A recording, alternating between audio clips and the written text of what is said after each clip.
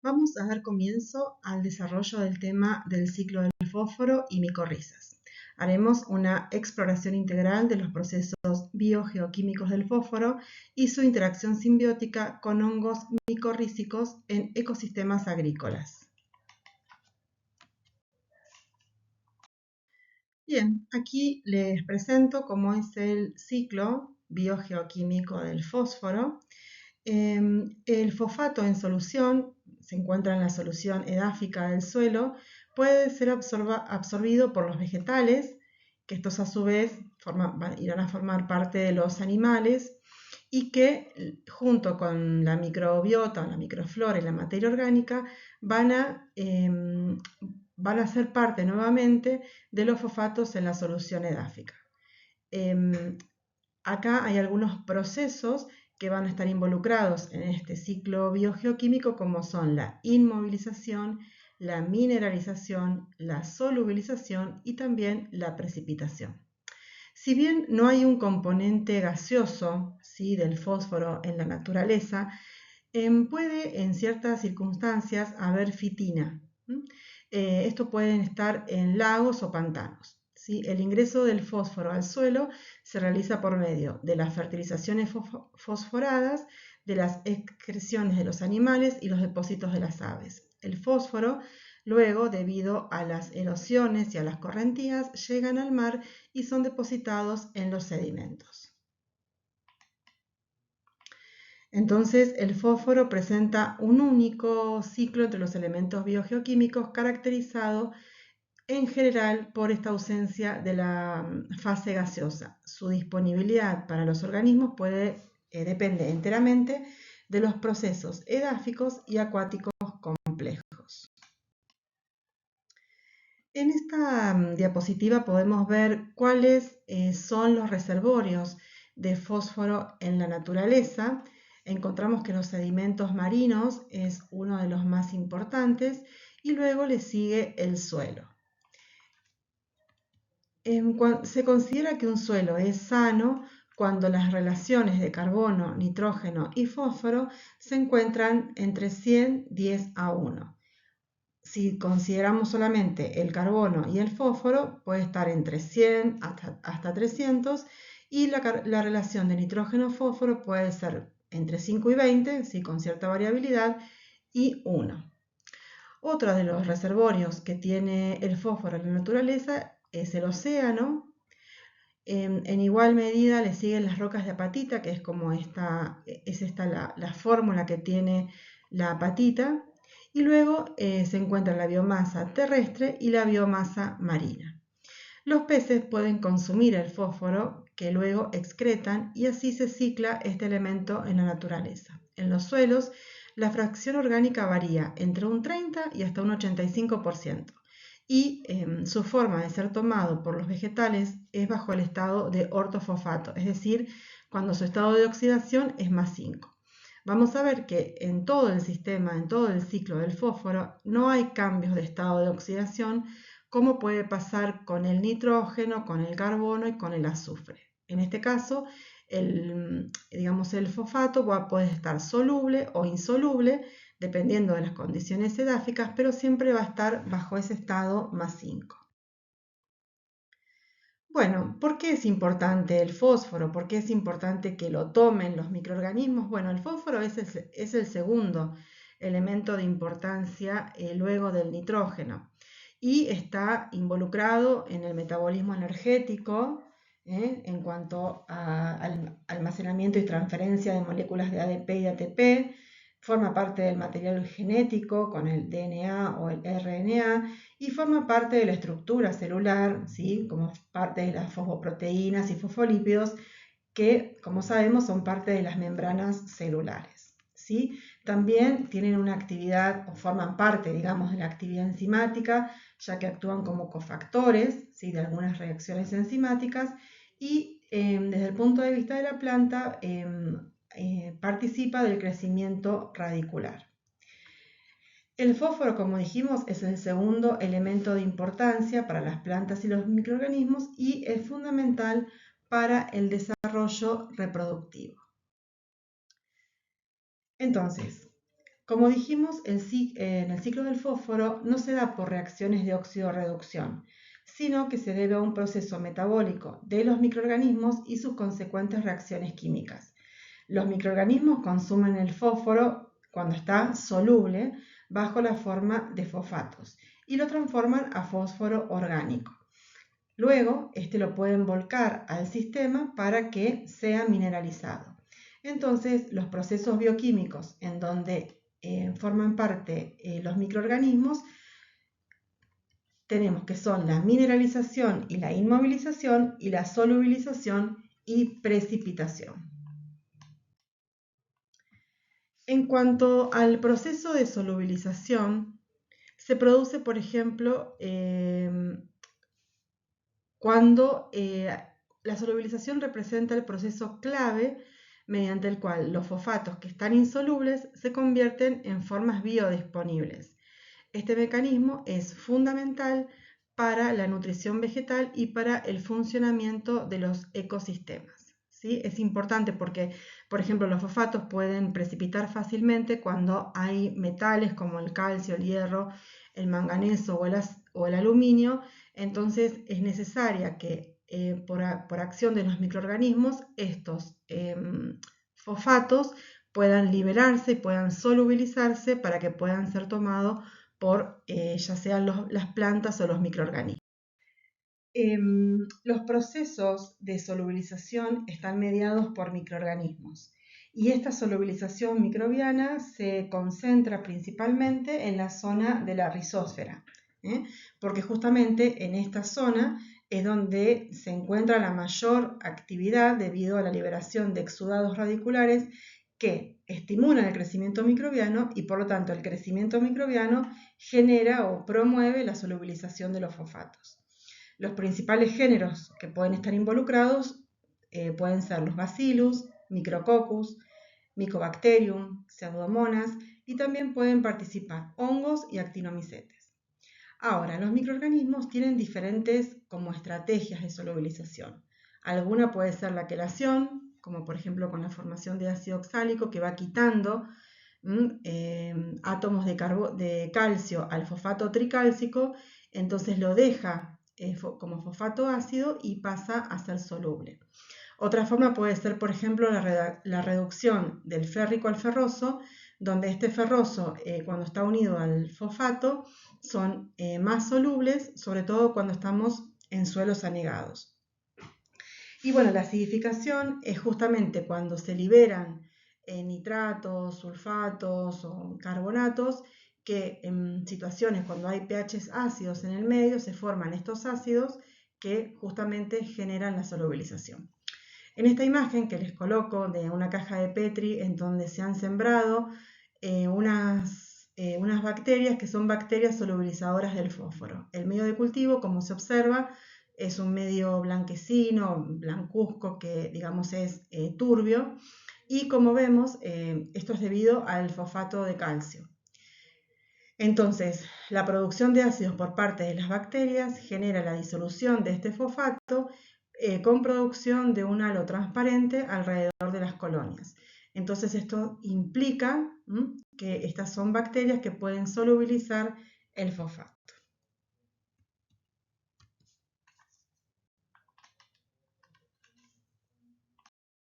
Una forma de poder como cuantificar la solubilización es midiendo la eficiencia de la solubilización. Esto se mide cuando se hace crecer la colonia, por ejemplo, en un medio de cultivo, como les explicaba recién, que tenía fosfato de calcio.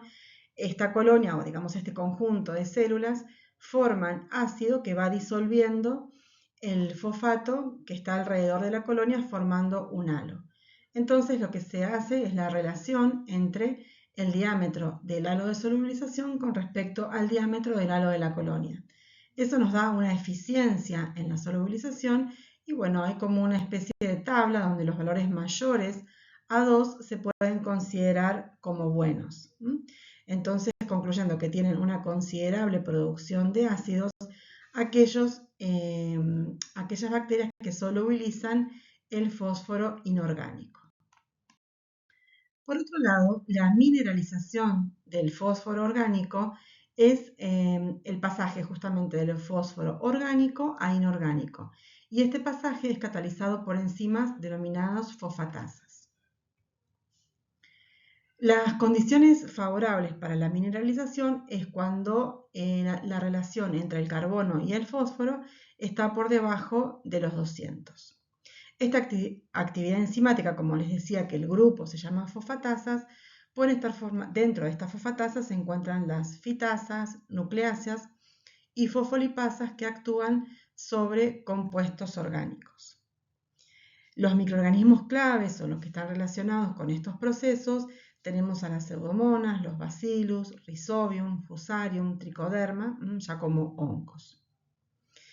En los suelos con contenidos medios de materia orgánica se considera que el 30 al 50% del fósforo es inorgánico. Y fíjense en este dato, que el flujo de fósforo por la biomasa microbiana alcanza a 4,6 kilos de fósforo por hectárea y por año.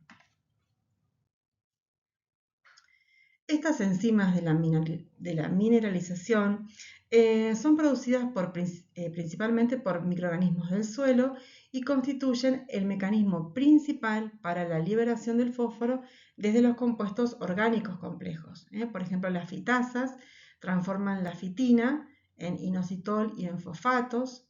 Luego las nucleasas actúan sobre el ADN o el ARN liberando fosfatos, también como productos de la hidrólisis de esas moléculas, y las fosfolipasas catalizan la hidrólisis de los fosfolípidos presentes en las membranas celulares y también liberando los fosfatos disponibles. Bueno, el otro de los procesos es la inmovilización del fósforo. ¿Qué significa la inmovilización? Es cuando, digamos, el fosfato que está soluble puede incorporarse a una célula. Esa célula puede ser vegetal, puede ser de una bacteria, de hongos o de actinomicetes. También puede ser, eso sería como una inmovilización biótica, porque se incorpora a una célula. Pero la inmovilización puede ser abiótica, que es cuando estos fosfatos, que están, además de estar insolubles, se adhieren a las arcillas o a las estructuras de los suelos. Ahora, cuando es biótica, que digamos se incorpora a una célula, como dijimos recién, se puede incorporar, por ejemplo, para formar ATP. Pero también pueden las bacterias, como en esta foto que se ve acá, pueden acumular el fosfato como gránulos de polifosfato como sustancias de reserva.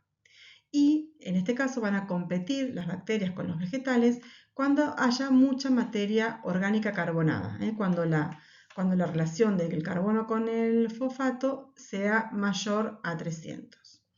En estas condiciones, también cuando hay mucha materia orgánica y hay una competencia por el fosfato para ser inmovilizado, esto, digamos, está íntimamente relacionado con los procesos de eutrofización de los ambientes acuáticos. Se calcula que en los suelos cultivados entre 4 a 10 kilos de fósforo por año se inmovilizan anualmente.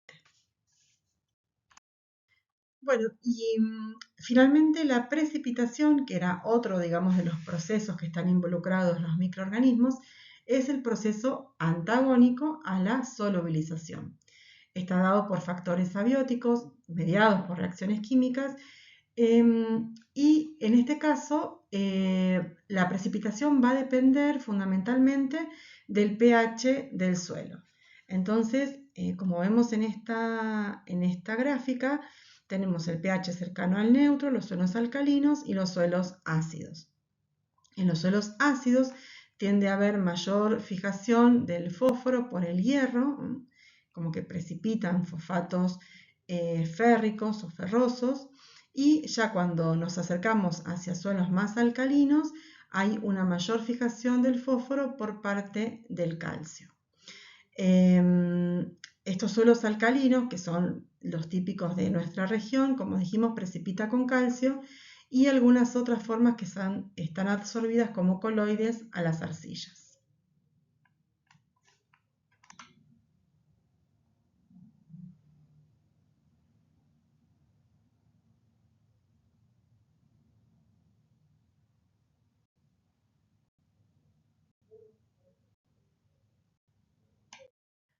Bueno, pasemos entonces al tema de las micorrizas. Las micorrizas son unas estructuras simbióticas entre un hongo, el cual se llama, digamos, la parte se llama micosimbionte, y una planta que sería el fitosimbionte. En, en este caso es una simbiosis mutualista. Ambos partes de la simbiosis se benefician, ya sea el hongo, toman los fotosintatos generados por parte de la planta, que esas serían las fuentes de carbono, y también genera protección contra patógenos. Ahí vamos a ver cómo lo realizan, pero desde el punto de vista de la planta, esta ve mejorada la absorción de agua y los nutrientes, incluyendo el nitrógeno y el fósforo, ya vamos a ver específicamente. Aumenta la tolerancia al estrés hídrico, induce una mayor resistencia a patógenos, hay una reducción de la sensibilidad a las sustancias tóxicas y aumenta justamente el volumen del suelo explorado.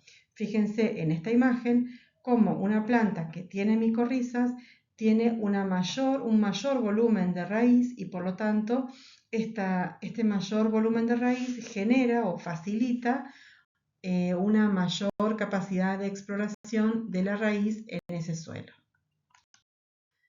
Las micorrizas se clasifican en dos tipos de micorrizas. Una que son las ecto y las endomicorrizas. Estas ecto, que da como, justamente el nombre lo dice, como por fuera, hacen lo que se llaman un manto hifal que rodea a las raíces. El hongo no penetra en las células de las raíces y solo se va como intercalando en los espacios intercelulares. Mientras que las endomicorrizas, también llamadas micorrizas arbusculares, no forma este manto hifal y sí forma lo que se llaman arbúsculos. Esta va a ser la zona de intercambio de una fina ramificación dentro de la célula. Puede formar o no vesículas, ya sea entre o dentro de las células. Entonces, como vemos, en las endomicorrizas no forma este manto hifal, también se llama red de Harting.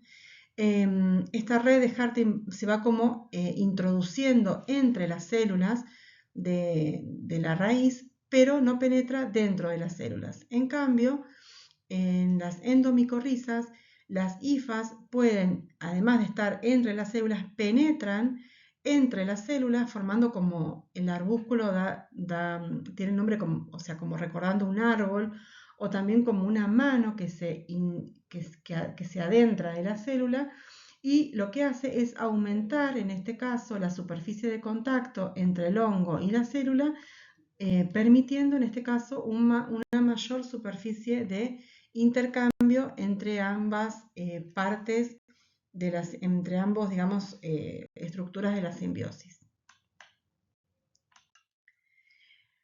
Como ven en este cuadro, les dejo unas diferencias entre lo que son las micorrizas arbusculares y las ectomicorrizas, pero les dejo destacados si forman, digamos, si el hongo penetra intracelularmente o forma el manto fúngico y la red de Harting. Entonces, como vemos, en las arbusculares logra penetrar intracelularmente, mientras que en las ectomicorrizas forma el manto fúngico y también denominado la red de Harting.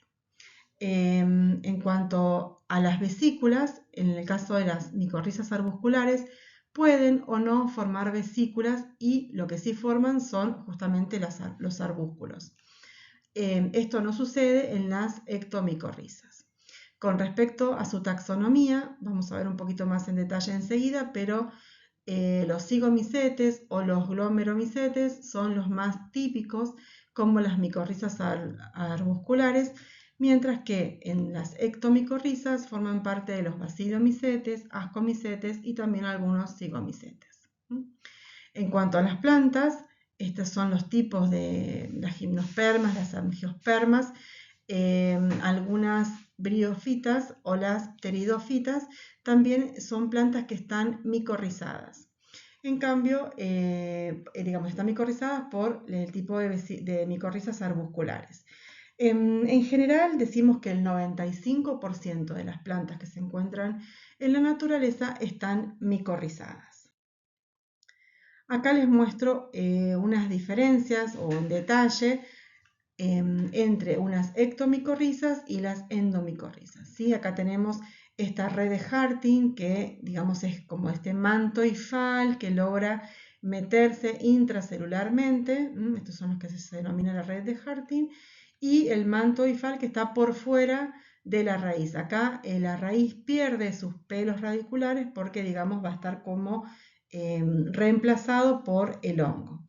Mientras que las endomicorrizas, como les digo, pueden estar o sea, entre las raíces, pero también puede penetrar en las células formando estos arbúsculos. Acá tengo una imagen un poquito más detallada, cómo se inserta, va entre las células y luego se inserta dentro de una célula y forma lo que son las vesículas o los arbúsculos.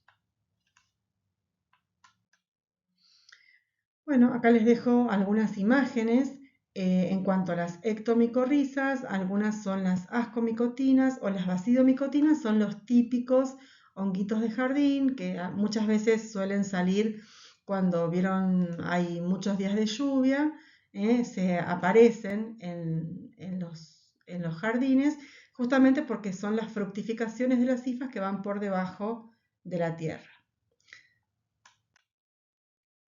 En cuanto a la clasificación de las endomicorrizas, bueno, pueden ser dentro de las glomales o endogonales. Acá les dejo principalmente los géneros o los que más comúnmente se pueden encontrar. Y también les dejo unas imágenes de las plantas que pueden micorrizarse con endomicorrizas. Pueden estar las ericáceas, que también pueden incluir árboles, arbustos o árboles leñosos, y las orquídeas. Las ericáceas son una familia de plantas pertenecientes al orden de los ericales. Incluye, como les digo, árboles, arbustos o matas, también matas leñosas y generalmente fruticosas. Es una familia cosmopolita y están más abundante en las zonas templadas y frías. Las endomicorrizas o las micorrizas arbusculares, como les decía, forman estas vesículas que pueden observarse en los cortes cuando uno trata con tinta al hongo y hace un tratamiento ácido de las células corticales de la raíz. Y así es como se ven los arbúsculos que, digamos, van penetrando, ¿sí?, en las células de las raíces, y esto lo que hace es aumentar, como les digo, la zona de contacto entre el hongo y la raíz de la célula de la planta, mejorando el intercambio, ya sea o de fotosintatos o, por ejemplo, de nutrientes que le puede dar el hongo, como les decía recién, tanto el nitrógeno como el fósforo. En este caso se ve con azul porque hay una técnica comúnmente utilizada que es con azul de tripán, que logra teñir el hongo de color azul, pero no tiñe a las raíces, a las células de la raíz. Las vesículas tienen paredes gruesas y se desarrollan en el extremo de las hifas. También pueden encontrarse entre las células o dentro de las células, y, digamos, el hongo lo tiene como estructuras de almacenamiento. Las hifas, en cambio, se desarrollan dentro de la raíz y ellas están conectadas por un fino micelio, ¿sí? Estas son las hifas que uno lo puede ver claramente cuando hace estas tinciones con tripán.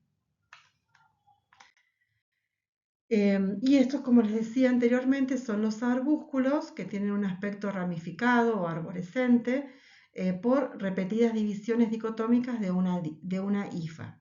Entonces lo que sucede es que tienen una gran superficie de intercambio de nutrientes con el hospedero.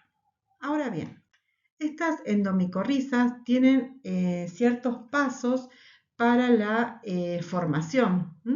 Entonces, sobre todo, esto es importante tenerlo en cuenta cuando se están haciendo algunas recomposiciones de suelo que por ejemplo se prendieron fuego o que han sido dañadas por alguna, qué sé yo, por alguna contingencia. entonces después se quiere reforestar. Entonces en esa reforestación uno puede, digamos, llevar propágulos, que no es más que llevar tierra que está micorrizada a otro sector, pero digamos tiene que darle un tiempo a que esos propágulos del hongo se activen, es decir, que puedan como empezar a buscar dónde se encuentran raíces de plantas. Entonces, esa activación genera este crecimiento justamente del hongo hacia la raíz y por otro lado comienza la estimulación de la rizósfera, digamos en un acercamiento tanto del hongo hacia la raíz de la planta como de la raíz de la planta va siendo permeable a las hifas del hongo. Luego hay una unión de la hifa infectiva en la superficie y en la penetración. Luego progresa esta infección y finalmente se produce el crecimiento del micelio externo en el suelo de la raíz que está infectando. Entonces acá les dejo una imagen que no son de las mejores, pero es lo que pude encontrar, donde está la activación de los propágulos, el contacto de la hifa con la rizósfera, luego de la hifa hacia el interior de la raíz, la formación, la penetración y la formación de los arbúsculos y la consolidación de estas micorrizas vesículo-arbusculares. También podemos decir que los factores que afectan a la micorrización tenemos que la aireación, la interacción con otros microorganismos, la temperatura ambiental y la capacidad de la planta para hacer fotosíntesis son todos factores que, digamos, benefician o mejoran esta simbiosis entre el hongo y la planta. Mientras que la fertilización y la presencia de pesticidas como fungicidas, bueno, obviamente son actores negativos para que se lleve adelante esta simbiosis. Bueno, en esta lista se muestran las familias de plantas que pueden poseer los dos tipos de micorrizas y aquellas familias de plantas que hasta el momento no son micorrizables. Son poquitas en general, pero bueno, están presentes.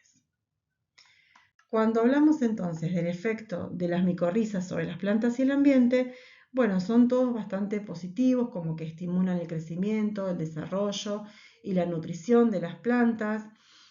Como decimos que estas micorrizas aumentan la absorción de fósforos y de otros nutrientes, pero fundamentalmente porque al aumentar esa superficie radicular, pueden, digamos, las raíces mediadas por los hongos, llegar hacia lugares del suelo que, digamos, por sí mismas ellas no podrían llegar. ¿Sí? Como que el hongo les facilita una mayor superficie de exploración. El hongo puede tomar estos fosfatos y lo que va haciendo los va traslocando dentro de la hifa hacia la planta. Entonces por eso es como que aumenta esa superficie radicular, permitiendo llegar hacia lugares donde la raíz por sí misma no puede llegar, y estos nutrientes se van como movilizando dentro de la hifa hasta llegar a esta zona de intercambio entre la raíz y la planta. Bueno, como en consecuencia también mejora la absorción de agua, aumenta la tolerancia o la resistencia a condiciones de estrés como pueden ser la sequía y la salinidad. Producen fitohormonas, mejoran la estructura del suelo. Este tipo digamos, de pasos que les expliqué recién es lo que se utiliza para la bioremediación de suelos. Y, digamos, como protegen a la raíz, entonces también la protegen contra la invasión de microorganismos que pueden ser patógenos. Finalmente, bueno, ¿cuándo se pueden utilizar las micorrizas o cuándo se puede inocular las micorrizas? Como mencionábamos, en procesos degradativos, digamos, luego de un proceso que ha sido degradativo, para la revegetación y la fitorremediación. Pueden seleccionarse las micorrizas como inóculos, que después son los que se utilizan como propágulos, como les explicaba recién, para sembrarlos en suelos que han sido degradados. Y los criterios de selección serían la infectividad, la efectividad, la colonización y la supervivencia. ¿Sí? En este ejemplo que les dejo a continuación, hay un ejemplo de, digamos, de fitorremediación de suelos con leguminosas arbóreas, más micorrizas y más rhizobium, ¿sí? Porque pueden ser simbiontes de las leguminosas y esto mejora la absorción de nitrógeno. Bueno, espero que les haya resultado de interés y es todo por el momento.